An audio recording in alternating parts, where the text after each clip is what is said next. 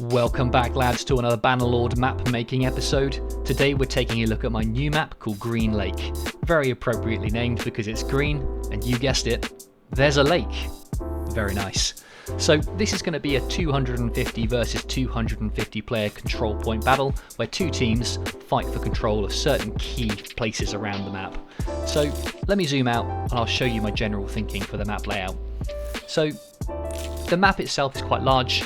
It's a 16 by 16 square, and the actual playable area is probably only going to be in this kind of small circle in the centre. I just wanted to give the players that sense of scale, because although the area they can access is small, I really wanted to make it feel like they were fighting in some vast valley, maybe in the kind of Norwegian mountains. So, unlike this map's predecessors, there were some problems where control points were too close to some of the spawn points. I've tried to address that in this one from the get-go. So one of the spawn points will be up here at the top, another one down here at the bottom, and there's going to be this nice semi-circle of control points. So one here, and one here, so that no matter which starting point you're assigned, both teams have a similar distance to cover in order to get to each of the control points, so that neither team has the advantage per se. So let's jump in and take a look at one of these control points. The castle on the right here is probably the most fleshed out of the three. There's a main entrance here around on the left, and there's also two side entrances around the other side. I want to make sure that whether you are the attacker or the defender, you always had options in terms of attacking and defending. So in the castle itself, I've kind of broken it into two key areas. One is this kind of market/tournament area on the left, and another is the kind of the main castle keep courtyard. The control point itself will probably be stationed right here in the main keep courtyard, but let's go down to the gates and have a look at what the attackers and defenders will see. So coming through the gate, you've got the ability to go right, which takes you round to the castle courtyard, or to the left here, which takes you to the market/tournament area. So let's check this out first. I've tried to make it as open as possible so that there's plenty of room for troops to manoeuvre. But while that's the case, I've also added these fences in. So I used this in the last map I created, and I've decided to use the same technique here, just to make sure that if there's fighting here, you know, there's places where you can kind of duck behind to take refuge and so on and so forth. There's also quite a few buildings around the courtyard, most of which have interiors. So we've got these sheds here, which will probably be filled with training equipment for the tournaments that might happen here. We've got some interiors of rooms. Of all the buildings here, this one here is probably my favourite. It's got a ground floor which I'll probably partition with some walls and make some nice rooms and bedrooms and things, but we've also got an upstairs area where we have a balcony that overlooks the courtyard. If attackers come through here and fighting breaks out, you could station archers up here to fire down into them. There's also a third level up here, which again, nothing really too interesting up here, but you do have some nice kind of windows out onto both of the sides of the castle, which is quite nice. So let's go through the archway and check out the other side of the castle. So here's the main castle courtyard. This keep is just one of the Bannerlord pre-made assets, so there is no interior.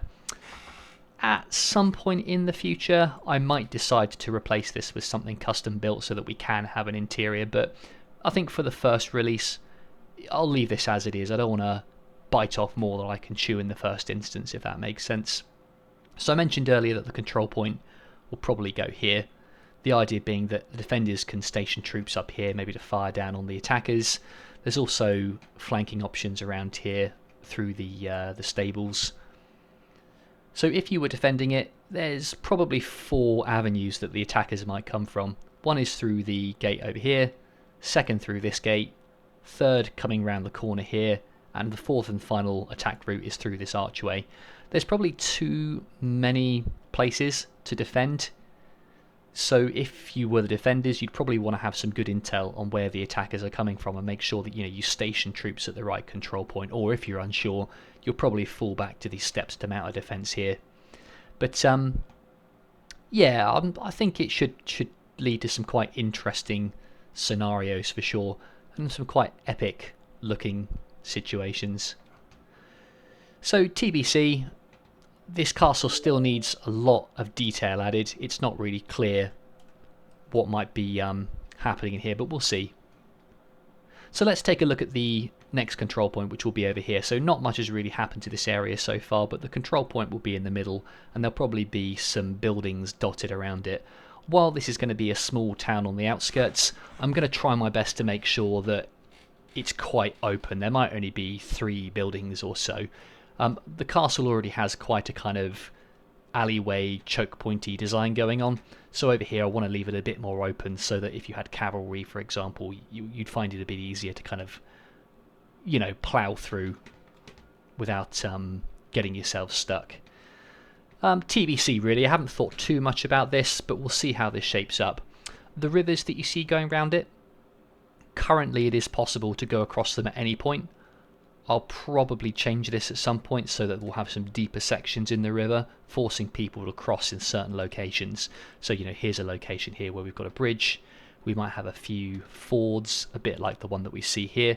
So with the fords, I'll probably try and make them as open as possible. So, you know, the crossing point might be from here to here, just so that there's plenty of places to cross. But, you know, maybe this section here might be too deep to cross.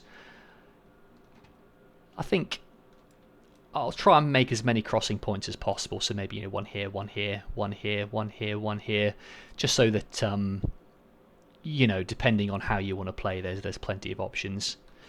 The final control point will be over here. If you think about this on a scale, you've got the most compact to a kind of a medium, and then this one will probably be the most open of the spaces, probably being an open plain, maybe with some forest going around the edges. I wanted to make sure that at least one of the control points allowed cavalry to really take advantage and you know, get around behind with ease without having to navigate difficult terrain. So that'll probably be the one over here. So I think that's it for now, fellas. I'm quite early on with the development of this one, but I'm really excited to see how this turns out. So as always, if you've got any cool ideas or things that you want to mention, things you like, or maybe things that you don't like, problems that you can see with the layout, let me know. I do read all the feedback, and so far many of your comments have shaped some of my past maps, and I'm sure the same will be for this one, so please do send any great ideas that you have my way. Well, thank you for watching, guys, and I will see you in the next one.